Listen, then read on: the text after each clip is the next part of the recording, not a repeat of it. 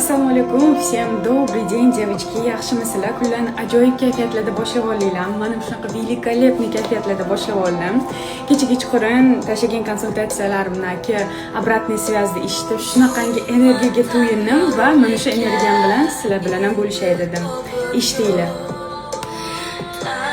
Dan so'ra baxting, har tong ochib qo'l. Unutma raqibing bu hech kim, sen o'zing.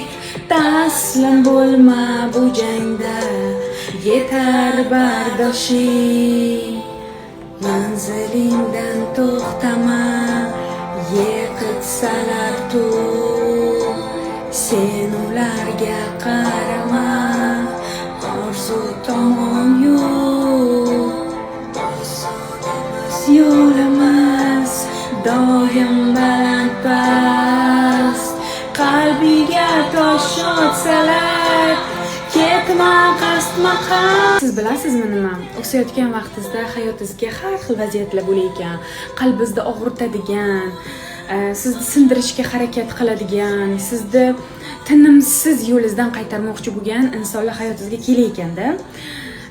Siz mana shu joyda hech qachon ularga qarab qarshi kurashga kirishingiz kerak emas ekan. Kurashga kirishingiz kerak bo'lgani faqatgina o'zingiz bilan o'zingiz bo'lgan kurash.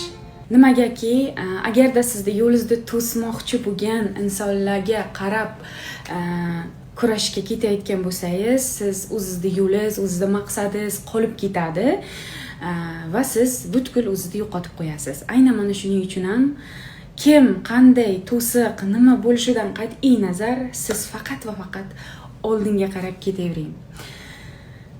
Ortdagi insonlar orqangizda qolaveradi. Shu narsani hech qachon unutmang. Siz esa o'sib boraverasiz.